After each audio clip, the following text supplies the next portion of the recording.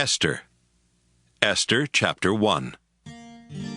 King Xerxes of Persia lived in his capital city of Susa and ruled 127 provinces, from India to Ethiopia. During the 3rd year of his rule, Xerxes gave a big dinner for all his officials and officers. The governors and leaders of the provinces were also invited, and even the commanders of the Persian and Median armies came.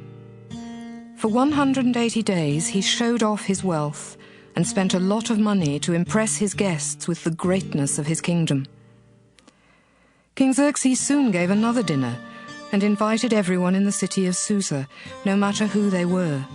The eating and drinking lasted 7 days in the beautiful palace gardens.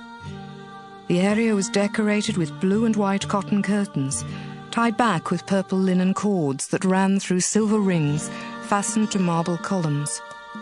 Couches of gold and silver rested on pavement that had all kinds of designs, made from costly bright-coloured stones and marble and mother-of-pearl. The guests drank from gold cups, and each cup had a different design. The king was generous and said to them, "Drink all you want." Then he told his servants, "Keep their cups full." While the men were enjoying themselves, Queen Vashti gave the women a big dinner inside the royal palace.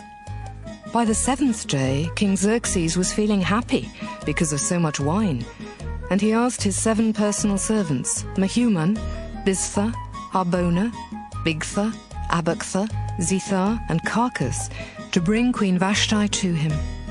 The king wanted her to wear her crown and let his people and his officials see how beautiful she was.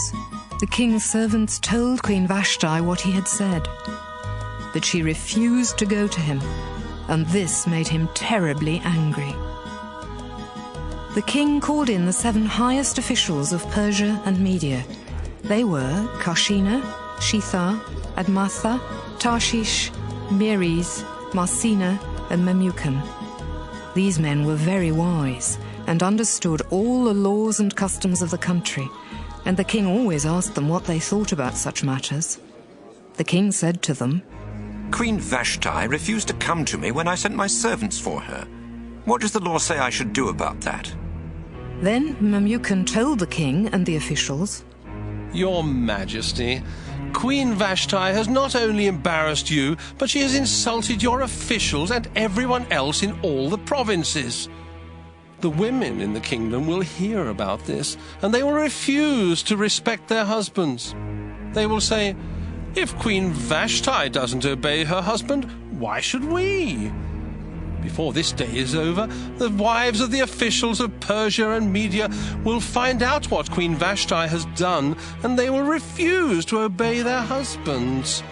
They won't respect their husbands, and their husbands will be angry with them. Your Majesty, if you agree, you should write for the Medes and Persians a law that can never be changed. This law would keep Queen Vashti from ever seeing you again. Then you could let someone who respects you be queen in her place.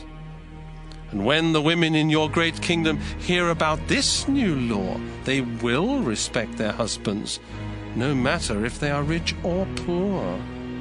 King Xerxes and the officials liked what Memucan had said, and he sent letters to all of his provinces. Each letter was written in the language of the province to which it was sent, and it said that husbands should have complete control over their wives and children.